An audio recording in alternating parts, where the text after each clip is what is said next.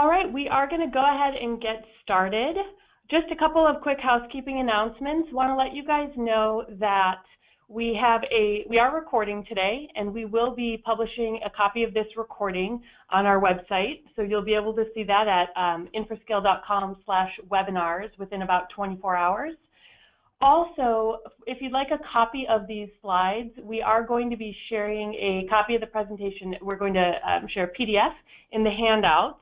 So if you just go into the handout section, you'll see it there, partner webinar.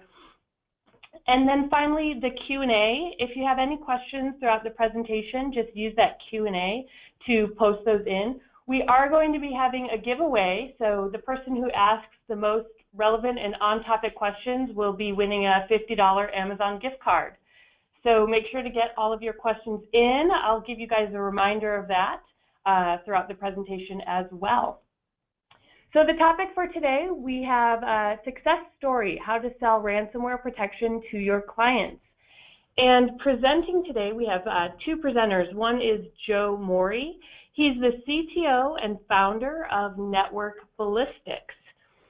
They're an MSP based in Mississippi, and Network Ballistix is made up of a group of guys who've worked in every facet of networking, software, and security, and they grew tired of not being able to provide the right kind of protection for customers. So they're now taking a layered plan of defense with their clients, and they have a multifaceted attack plan because they know that that's the best defense. Now, also presenting is Derek Wood. He's the Director of Channel Success here at InfraScale.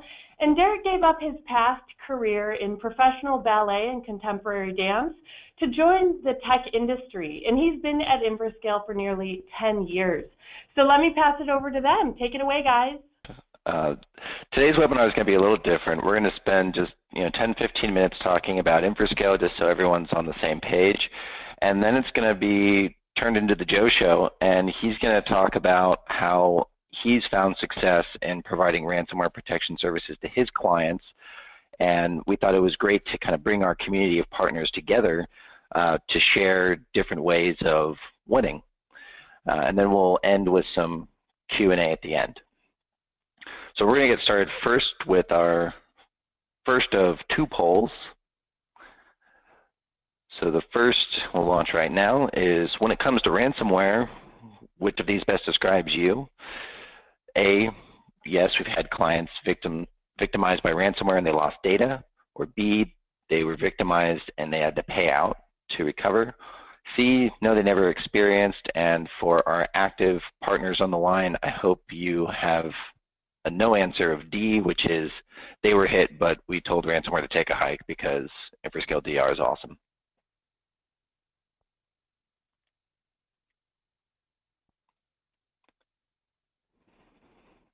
Alex says, answer E.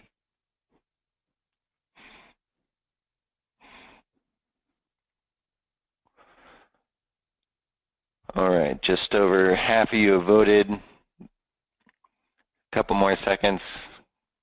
Just a simple click. All right. Thank you, everyone. Okay, let's go ahead and show our results here. So pretty evenly split.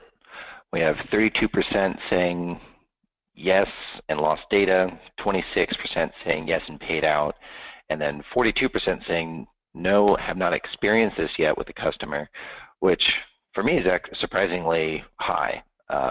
That's good and it's fortunate, and hopefully we can keep that trend alive, and when they do hit ransomware, hopefully you'll have the tools in place to get the job done. Okay. So moving right along, so first, a bit about InfraScale. First and foremost, InfraScale is a cloud software company. It's what we live and breathe every day. We build a software as a service that covers data protection and downtime protection. So our mission is to eradicate downtime and data loss.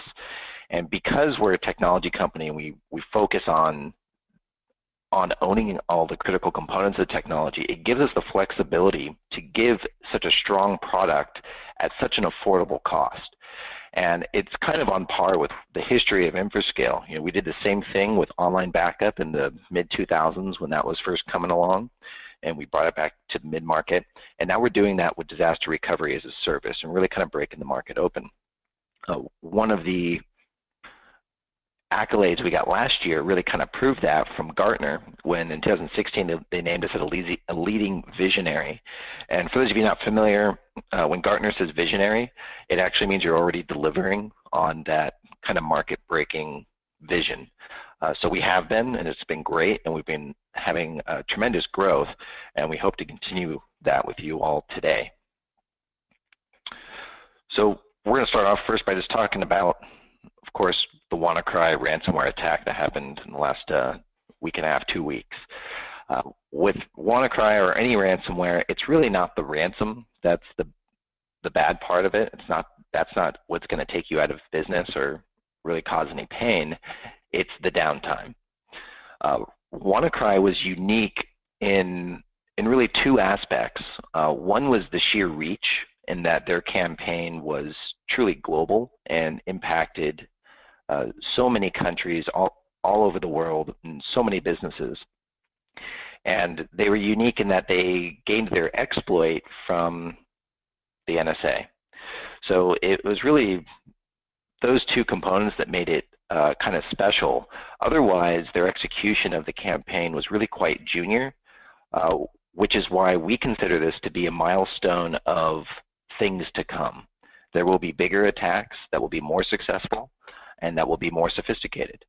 Ransomware has just become one of those things that we have to take in as just one of those risks that we're going to plan for. And fortunately, with InfraScale, we're going to give you the right tools to handle that job. So why is disaster recovery as a service, or DRaaS, your best contingency plan for ransomware? Well, first, we talked about that downtime is the most significant part, costing over $700 billion per year in losses in North America alone. So when you have a disaster recovery solution in place, when one of your customers goes down, you have a bit of an experience like this. Mr. Employee is doing some work. Suddenly, they can't access files, they can't send email, they can't make changes to their customer database, so they give the IT team a call. Let's say Joe's on the phone here. Joe logs into the InfraScale DR dashboard, and he sees the machines that are down. He boots them up in the cloud, and then he reconnects the users to those machines as they're running from the cloud, and that ends the downtime. And all of that should take, about an hour, if that. The difference between backup and disaster recovery is really pretty simple. Backup services are inherently designed to protect against data loss, and that's it. Disaster recovery as a service is specifically aimed at targeting downtime events. So it's about giving you a path to end the downtime as quickly as possible and all in the right way. As a lot of you have had experience with, when you have a major downtime event, your feet are really put to the fire and you're told to do things the quickest possible way rather than the right way. And oftentimes it's a blend, or you just go the quick way and hope that you can go back later. And that causes all sorts of issues moving forward. This example on the screen just gives you a basic workflow of the difference between getting a database up and running with a backup solution versus a disaster recovery solution. So on the top, the first thing you'll notice is that there are more steps. More steps means more chance of error and more time. One of the first major differences you'll see is that in number 4, the disaster recovery solution, you're logging into a cloud application so that you can then initiate a boot and then you're ready. For the backup, you have a lot of work just to get a recovery environment available. So do you have extra machines on site? Do you have to drive one out? Do you have to go buy one? Then you have to configure it and get it properly ready so that you can even try to recover those files. So there's a lot of time spent not even in an actual recovery, getting a recovery environment. And with disaster recovery, by leveraging the cloud, you don't need that. So you have a very quick, direct route to end your downtime pain, and then you can start working on a production recovery. Whereas backup, the production recovery and the downtime payment are linked. They're the same thing. And that's where a lot of people are falling victim to ransomware. And if you don't have an offsite backup, almost all the major ransomware variants target onsite backups as well. So a lot of people that had a traditional backup in place doing onsite, they're finding that the ransomware is actually deleting those files or encrypting them also. And so then they're really given only one option, which is to pay out the ransom. A good example of this actually came from another one of our partners. And just this last late November, early December, they had 2 different customers hit by Locky, separated by about a week. So right after Thanksgiving, they had a retailer hit by Locky. And then a week later, they had a manufacturing customer hit. The difference is that the retailer was just using somewhat built-in or free, comes with the operating system backup options for their databases and just going to local backups. The manufacturer, fortunately, was set up with InfraScale DR. The retailer ended up losing a bunch of data, and they were down for more than a few days. They said they restored most of their critical operations within about 2 to 3 days, but they spent about 320 man-hours going through the recovery for this customer over the course of 2 weeks. So not only was that hugely expensive for the retailer, but hugely expensive for the IT provider, because there's no way that they're going to bill for 320 hours. So they had to kind of rethink, their whole business model. And then with the manufacturer, they got hit while they were already dealing with one, and so they kind of had that eye roll moment thinking, oh gosh, not another one. But IDR was in place, and they were up and running in an hour, less than an hour.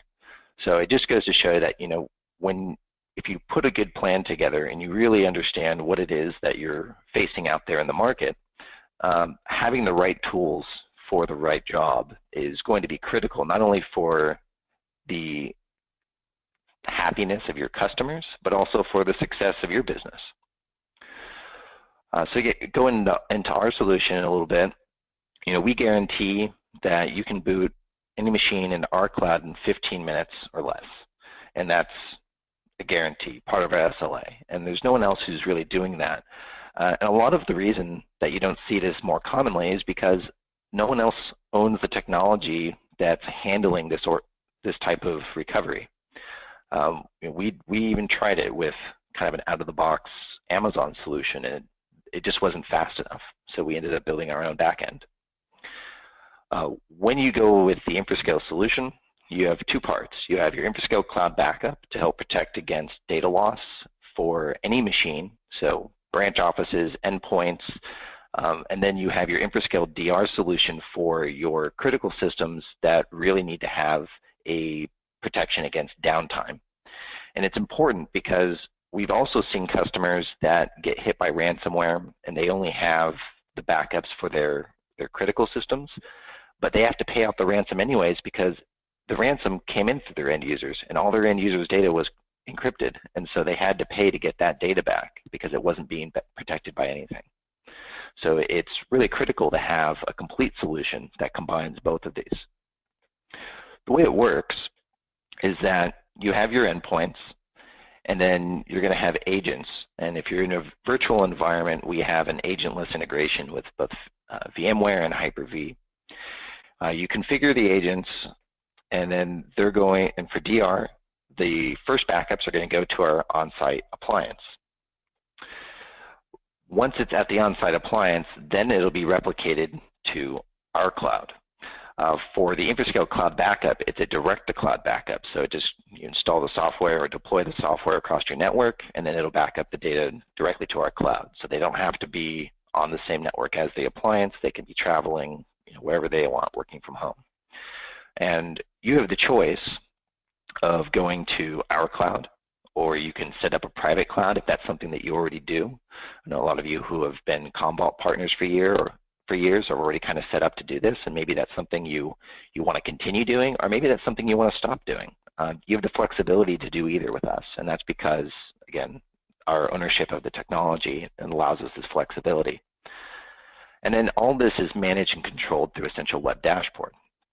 So it gives you the flexibility of access, so you don't have, wherever your technicians are, as long as they have an internet connection, they can actually initiate a recovery. And we actually have a a partner that did a full site recovery in the event of ransomware on the side of the road using a 3G connection on his laptop. So it really is flexible so that you can do what you need to do when you need to do it. One of the other things we've released recently is called boot orchestration. And if it wasn't already a significant amount improvement in your recovery situation, moving from disaster recovery as a service from a backup, we've automated full site recovery a bit. So what you can do is in the tool, this is the interface for the appliance, you can actually document the dependencies and the order in which you would need to boot up every machine in your environment. So here we have boot group 1, it's your domain controller, and then you do your secondary servers like your application servers, mail, databases, and then you can do your tertiary servers like your web server and your file server. And then you can put spaces in between those groups so you can do runbooks and different scripting to make sure everything's going to work well together, and we'll see kumbiotic. The next part would be to then reconnect your users. And now you can do this all in a single click. So you set this up during the initial deployment. Anytime you need to test a full site recovery, you log into your dashboard, you hit run, you wait a few minutes, and then you can tell your customer how long it took you. That's what a test recovery looks like with disaster recovery as a service with InfraScale. It's no longer a CYA move that you do once a month or once a year and charge a lot of money for. Now it's a really good part of your service. One of the things that we've done to really kind of put our money where our mouth is we've actually published a Cloud Boot histogram on our main website. So if you go to infrascale.com/cloudboot-histogram, we actually publish, and I believe the refresh rate something like every 15 or 20 minutes, and we show all of the cloud boots being initiated and their results. So the way you read this is you would mouse over this in the web, and it would show you how many machines were cloud booted, and it would show you the average cloud boot time. Now what you'll notice in this graph is on the left, the y-axis is the time, and at this point in time, 2 minutes was the longest any cloud boot took. So we're well under our 15-minute SLA, and we're working to make that even faster. So it just really goes to show that we're really living up to what we're saying. And again, that's one of the reasons Gartner named us as a leading visionary. Now this is from last year. This is the 2016 Gartner Magic Quadrant, and the 2017 is going to be coming out in about a month. So stay tuned for that. We'll let you all know when it's ready. As far as security and compliance, we've worked with government agencies. We're currently the only CJIS compliant cloud backup and disaster recovery option in the country. So we do take security and compliance very seriously, and it's definitely not anything that's going to get in your way. In fact, it's a strength and a major pillar of the platform is the security. Some of the other differentiators you'll find is the sheer breadth of protected systems that you can cover. So both in terms of operating system and location. It doesn't really matter where the machines are, on network, off network, multiple networks, we're going to have a solution for them. The 15-minute restore time objective, the fact that we're publishing the real-time successes and failures, that's a risky move for any company to do, but we're confident enough that we do. The boot orchestration, huge time saver, a huge uptick in your managed service package with that capability. Not to mention that your time spent recovering full sites just got a lot easier.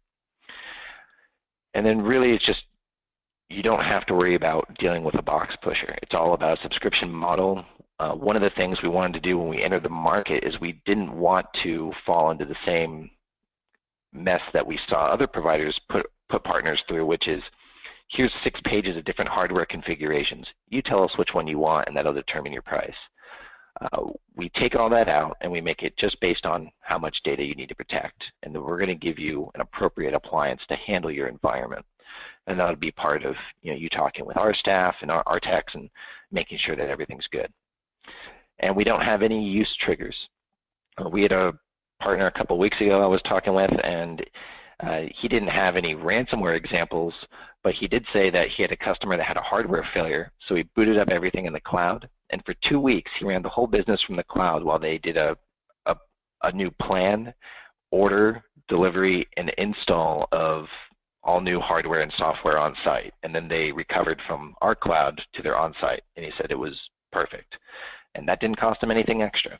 You know, when you go to these bolt-on services that just throw you into an Amazon cloud or wherever it is, they're going to have to pass through those costs onto you. But again, we don't have that problem. So that's the short and sweet InfraScale bit, and now I'm going to hand it over to Joe. Well, thanks, Derek. I appreciate all of that, and I just want to say this is probably a good time to talk about our common connection in Ballet. But I mean, I guess we can probably do that after this is all over. Were you a lead too? I was, and you know, I like to talk about it every chance I get, but I know the folks on here probably don't care that much. So obviously we've put the Taken theme on there, and I think it's a pretty appropriate theme for what we're talking about, and certainly with DRaaS as a service. And I'm going to share a similar situation that happened with one of our customers a little later. That's pretty strange, but to give you an idea, I saw that that was a pretty high number in the poll of folks that did not have ransomware, had customers that had experienced ransomware. And in my experience with all of our customers, it's been, look, it's not a matter of if, it's a matter of when. And it usually, I would say that ransomware is probably my biggest seller of services at this point, not just from the fear of the news, but from it actually happening. So I'm surprised the number is that high. So I'll just give you guys a brief spiel on Network Ballistix. Look, we started up really just last year. In 2016, we came out running. Our team had been working for other companies over the last several decades in a very strong break-fix market. Basically, no competition because the prices had been driven down so much that customers literally thought they could get IT services and everything they needed for $500 a month, which is, we know in this business, not true, but it did ensure sales for those companies as things broke and they got to sell more stuff. Almost all of our team comes from military or law enforcement and tend to have a strong desire for consistency and integrity, which did make their jobs difficult with regards to the previous companies. We do have a deep background in IBM power systems. A lot of our customers are government, and our engineers work with their backbone to help them stay going. We obviously work with a lot of small and medium business as well. We started with AVG business with a previous company, and that's how I got introduced to InfraScale, and that's when I started really learning about the managed service model and how much simpler this all could be, both for the customer and for the folks that are providing the services. What I've learned along the way is that even though it seems very simple, for some reason a lot of companies and providers are having a hard time shifting. They're having a hard time for their own model and how many engineers or technicians they have on staff, and changing their direction and changing the direction for the customer to that more service-based monthly recurring income model. And I think that it's something we'll certainly talk about, and look forward to any questions that that you guys have. So before we started this venture with Network Ballistix, one of the things we knew we had to do was to simplify, not just for us, but for our current and future customers. And this is where the MSP model came in. But we knew that the market was beginning to get saturated with people that were calling themselves managed service providers, but really they were calling themselves managed service providers because that was what everybody was calling themselves. And so we wanted to sort of take away the confusion for those customers about what they needed and what they were getting, and most importantly, why, and start bringing the expert aspect of IT back to their services instead of, as Derek was talking about with InfraScale, there's no need for all these options that confuse customers. If we can make it simple and say, this is what you need, here it is, it's not 15 different options depending on how much you want to pay, then I think it's a matter of you're either protected or you're not. So we came up with a three-pronged approach, and we tend to call this an attack, obviously, as with marketing being a strong part of our brand. We are obviously very themed in the military and law enforcement world, so we want to make sure that we secure the perimeter for our customers, and we do this through our managed workplace software with AVG, and obviously our front-end protection, and using a network operations center and a security operations center to monitor traffic and monitor those alerts from the management software. And then, of course, we want to guard the base. We want to make sure that we have remote access when there are issues going on, that we can be proactive for our customers and show them after the fact that we have fixed something that they didn't even know was wrong. And then again, after an attack and everything is done, we want to mitigate the damage. We want to eliminate the problems. And as I tell all of our customers, DRAS is the ultimate shield, because no matter what we do, no matter how we do it, no matter how much data you have or what kind of data you have, with ransomware, it's going to get to you, and DRAS is going to be the answer that we implement 90% of the time. So with the three-pronged approach, it made it simple, it made it easy, and we made it a clear-cut plan for all of our customers.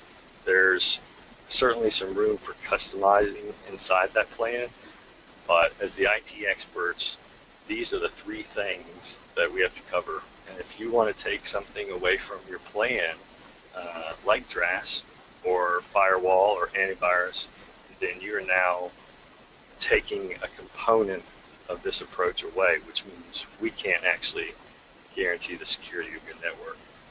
So if you decide you want all these things, but you don't want DRAS, then we can't actually provide you the services that we think you need. So one of the examples where this occurred was actually at one of our government offices. It was a district attorney's office. And you would think with a district attorney's office, they would be more up to date on what's going on and want to protect themselves. But we had already been telling them that these were things they needed to do. They were on their own network server behind a firewall, but they had expired antivirus. They had a small office server that they thought was their backup, and in fact, they did not really have a backup solution in place. This would be a good time to say that they also had an old Barracuda appliance that was sitting there sort of hanging off a ledge in their back office that they thought was their protection. And really, nobody had access to the Barracuda, and it had stopped working over a year ago. So they got ransomware, happened very quickly. By the time they actually called us, they were in a panic because their trial attorneys had lost everything they'd been working on, including the judges. The judges were suspending cases. Attorneys quickly realized they were going to have to rebuild everything they had done. And our technicians, of course, worked with them for several weeks to rebuild that data. And that case was, it sold itself. They just asked us what we needed to do. We showed it to them. And when you experience something like that, it's very easy to see how much you actually save when you spend money. It may seem like a lot before you get ransomware, but once you've lost your data, you realize that it's small potatoes in the big scheme of things. So that's one example. The next example occurred at a customer that we had moved over to our services not too long ago. And we were actually implementing our new services as they switched from an old IT provider. We deployed AVG Managed Workplace there in the morning. We deployed InfraScale's disaster recovery there in the afternoon. And the very next morning, when the first person got to the office and decided to check through their email, they got CryptoLocker. And Managed Workplace alerted us, and before everybody had even come into the office, the technician had cleared those files, recovered the files from the disaster recovery, and notified the county to alert them that they may be down for a few minutes. The county administrator said he understood, and in just a few minutes called them back and said everything was back where it needed to be. And all they could say was, well, we're really glad that you guys told us what we needed. So the DRAS obviously was a huge part of that.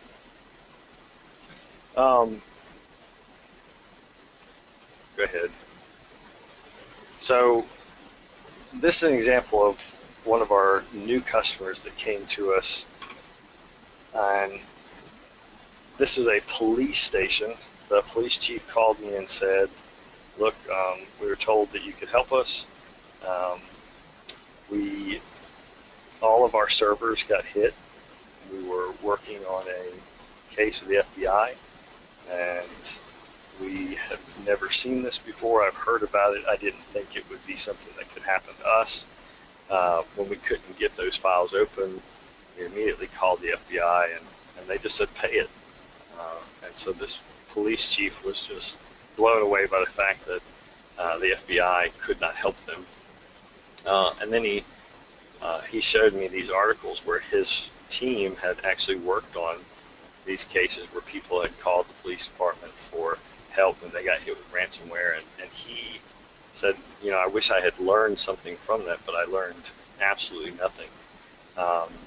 They did click on the link at the bottom of the ransomware and got the customer service representative for the ransomware, who was able to explain to them how to get Bitcoins, how to transfer them, and then walk them through the process that they decrypted their files, made sure that everything worked well, and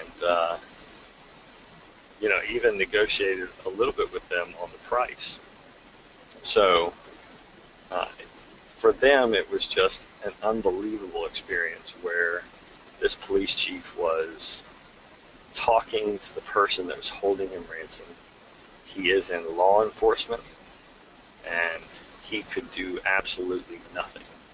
And the idea that someone, chief of police, can't do anything, can't get any help from the FBI or the CIA in a situation, and ends up talking to the person that's committing the crime, and still can't do anything about it was an eye-opening experience for them. And that's the experience that we've recently, he has helped share with us, with our other law enforcement customers and potential customers, to make them understand that there's nothing, it's sort of like having your police car stolen from you. Nobody wants to admit to it. But when it happens, everybody's going to look, and they may even laugh a little bit, but at the end they're going to say, boy, I want to make sure that that doesn't happen to me. So as a story, it's such irony in there that our law enforcement folks can't do anything about it, but we can. We can certainly negotiate with these terrorists and help our customers, but it's a whole lot simpler to make them not part of the equation. And DRAS is certainly how we can remove them from this equation.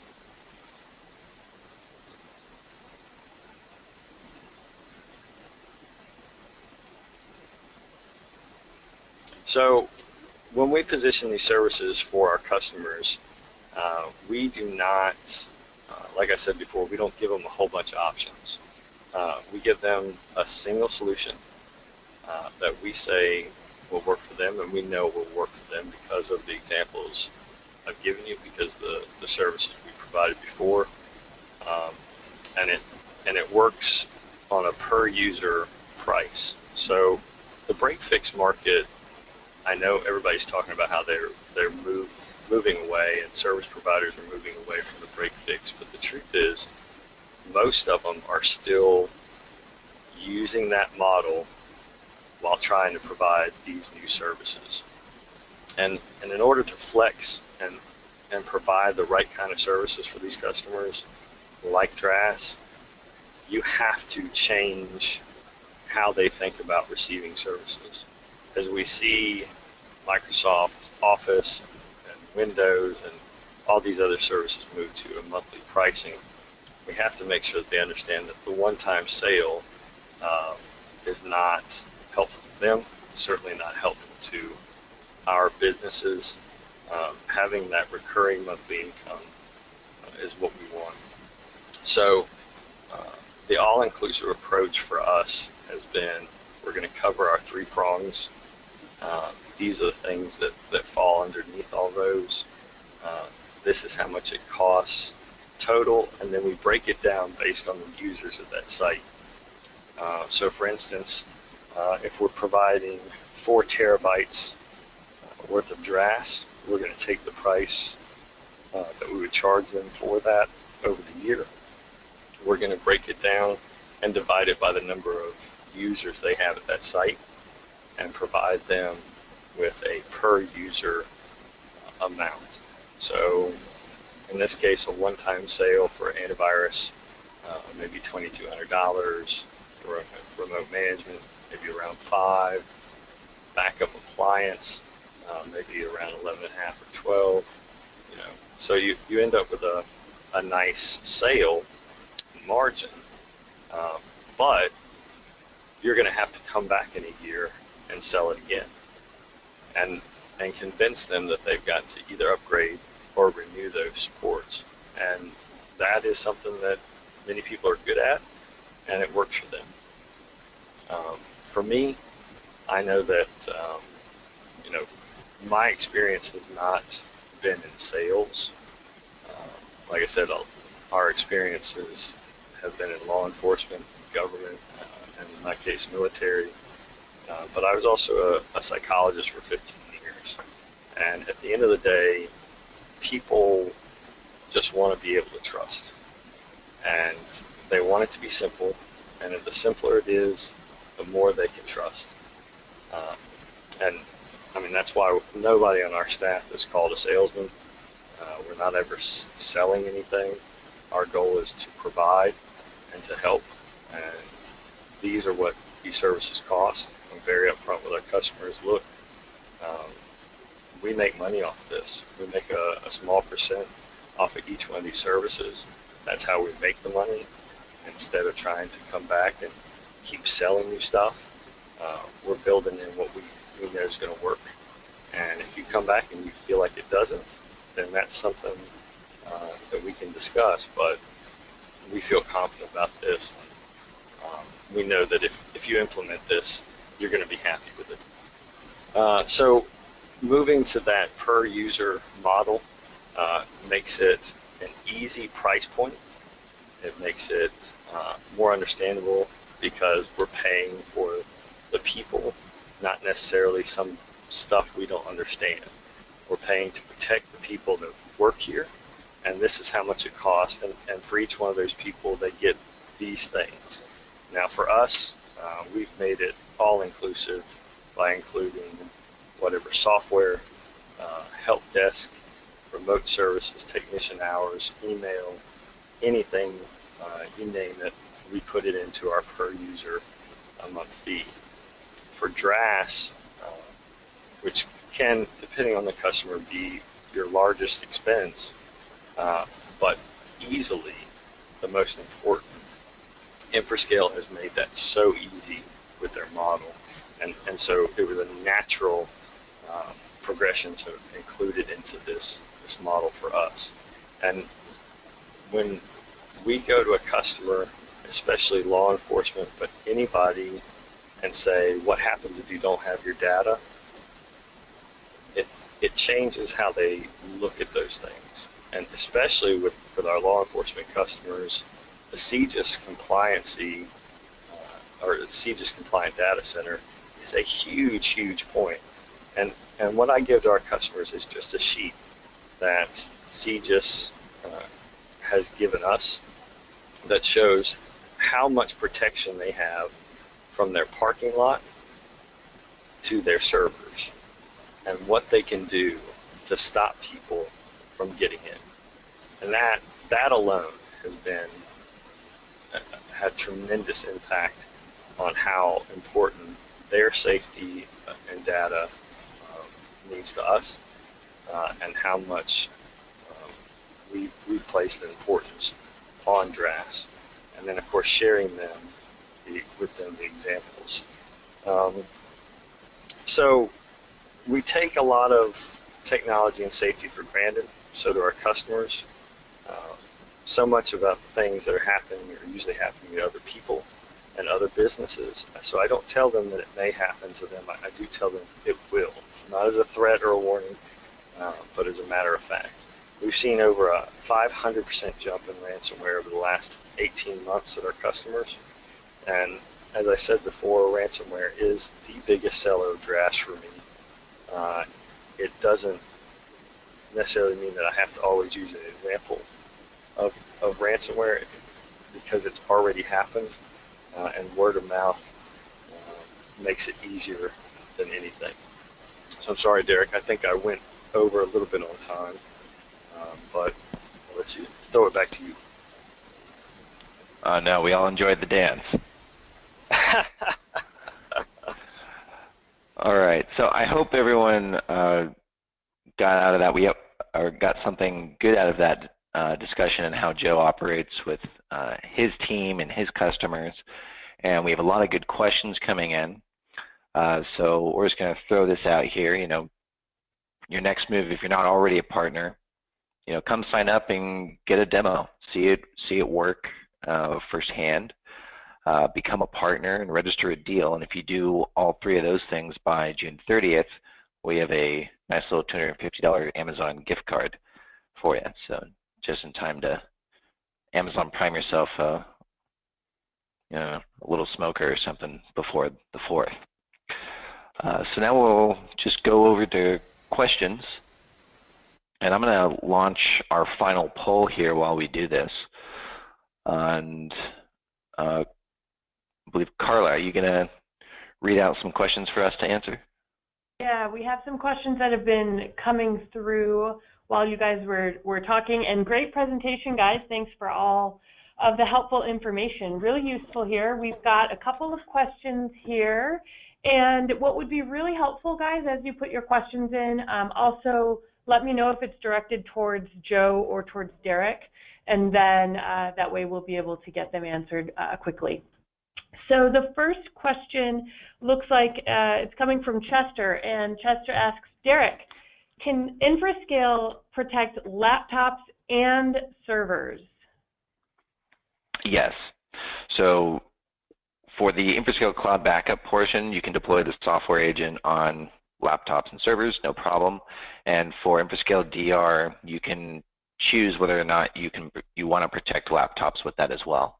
So you have the option. Great. Another one for Derek. You briefly mentioned orchestration. Can you explain that again? Sure.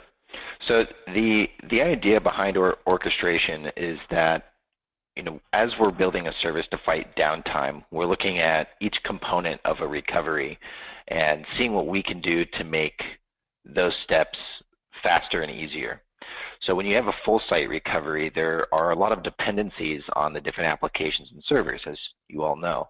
So boot orchestration, what we do is we allow you to predefine the order of the machines that you'd like booted, and you can put pauses in between those boot groups.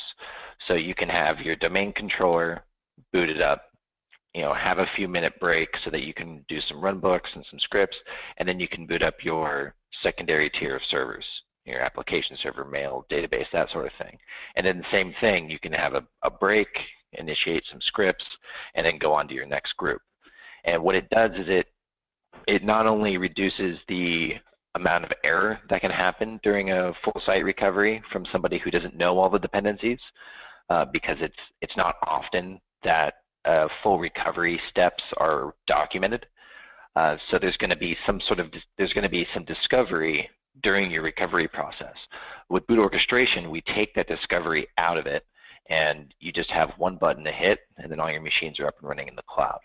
And then you can reconnect the users, or if it was just a test, you power them off and give a nice little, you can spend, instead of spending 3 days on a test recovery, you spend 15, 20 minutes, and then you spend another hour maybe writing up a nice little report as far as, we simulated this downtime event, ransomware hitting your servers and your local backups. We got you back up and running in less than an hour.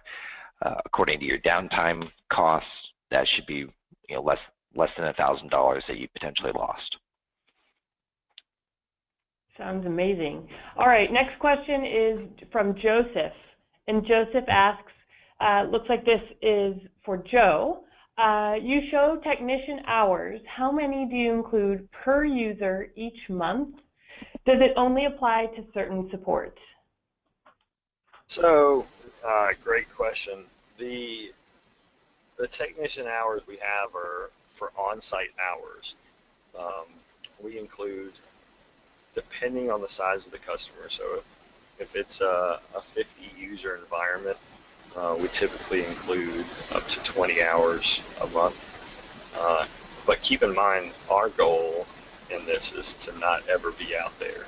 So part of our plan is that we implement new everything and a recurring monthly, so that we can monitor that with knock and sock, do as much remote fix as possible, and keep our on-site visits completely scheduled. So that cuts down and typically means that there are months that the technician just goes out there because he just wants to say hey and say, here's a report of what we've been doing. Just wanted to check and make sure everything was okay.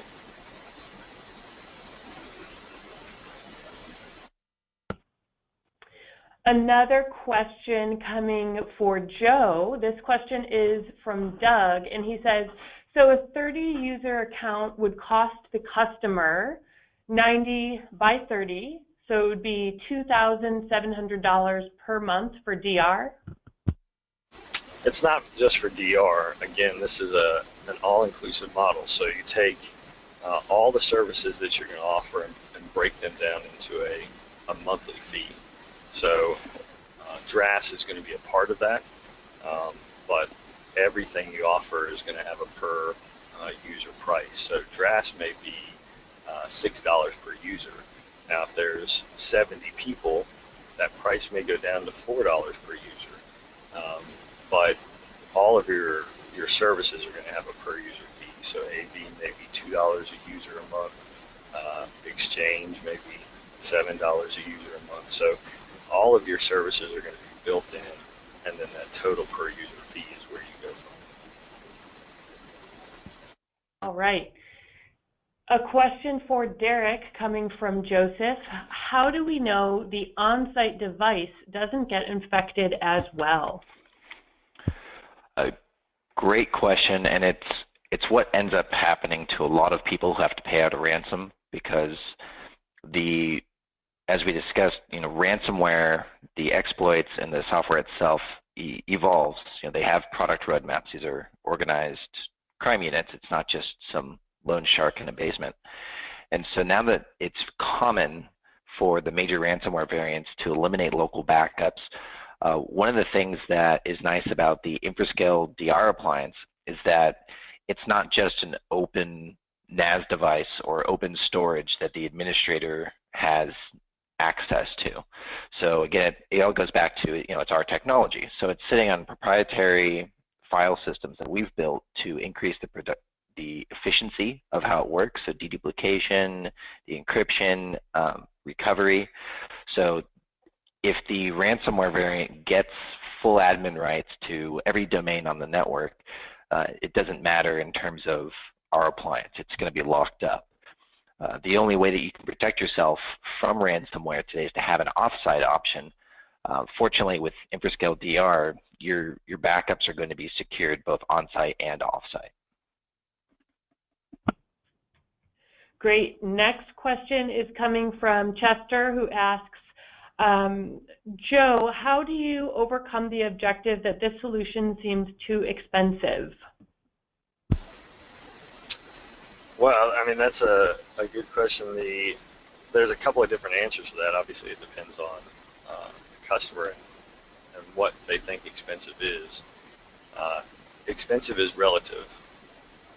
How expensive is it to implement a solution that is much like insurance, right? So you wouldn't, it's hard enough to not have health insurance, car insurance, but we're talking about data insurance. And we're talking about making sure that none of it's lost. And that's why I say, when you ask the question, what happens tomorrow if you don't have any of that stuff? Can you do your job? People take for granted that it's just there. And so you have to give them perspective and show them those stories, because cost is just a matter of perspective. Because when they do get hit, the cost is going to be much, much higher. And to the point that Derek just made, in almost every case where we have come in where ransomware has been, the backups, the Barracudas or whatever have been there have also been infected, and we haven't had that issue with InfraScale. And that's another big point that we make to our customers about our solution. Yeah, and unlike health and car insurance, your backup in your DR plan will pay for itself as soon as you use it, regardless of the event. Whereas, car insurance, you may need to get a couple of accidents under your belt before that starts to make more sense to you. But yeah, on paper, it pencils out a lot better. Yeah. Next question is for Derek. Does InfraScale charge for performing DR tests? Not at all. So again, we wanted to provide a service that is there for you when you need it, in the way that you need it. So if you need to stay booted in our cloud for 2 weeks while you wait for some new hardware to come in, that's no problem. We don't have any price triggers afterwards, because we don't have to pass through any cost to you. It's our back end, it's our service.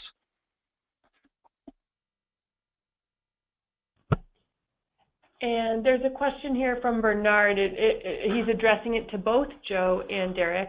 Does the protection pull through to mobile devices?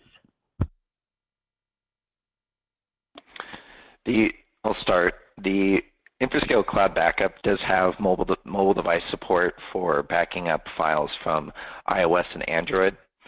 iOS is pretty locked down, so you're limited to your contacts and your photos. But with With Android, of course, it's open, so you can protect the entire file structure. Yeah, I don't have much to add on that except to say that, and this may go to the previous question as well, but I have been at customers, and the photos on their work computer were the thing that got their attention the most when I said, so if you lose that, are you okay? Not their work. They weren't worried about their work at all. They were worried about their photos of their grandkids. So it's interesting. You have to talk to your customers. You have to know what is important to them and understand from their perspective about what loss looks like, and providing them surety that it's not going to happen to them. Yeah, honestly, as a new father, I have way too many photos and videos of my little son trying to play the harmonica. And what I do is I actually just set up the backup to iTunes on my computer, and then I have the online backup agent backup that backup file offsite. And I found that that's a really nice workflow. And that's what we've done with our customers is something similar, is have them back it up onto the computer so that we can turn around and back it up. All right, let's see here, scrolling through. Question for Derek. Let's see here. Can you fail over VMs directly from the on-premise appliance and the cloud? Yes. So as with most traditional DR systems, the appliance can be used as a recovery point. The only problem with that is that you're sharing resources with your backup in your DR appliance. So you're limited in how many machines you'd be able to boot on it, simply because of the hardware limitation. And that's really where, again, I feel like I'm sounding like a broken record. The fact that we own the back end has allowed us to build a scalable environment for you. So if you have, 50, 30 terabytes, whatever it is, of data on your appliance, and you're replicating that offsite, you can boot all of that data to our cloud. And it's not contingent on how big your appliance is. And with traditional DR systems, when they do latch on a cloud component, it's typically just an equal appliance sitting in some data center. So you still have that same limitation. Like maybe for one machine or two machines, it'll be good for cloud booting, but for an entire network, they're just not going to have the flexibility in their back-end infrastructure because it's not theirs. So that's something that kind of adds on to that. Great. Yeah, thanks, guys.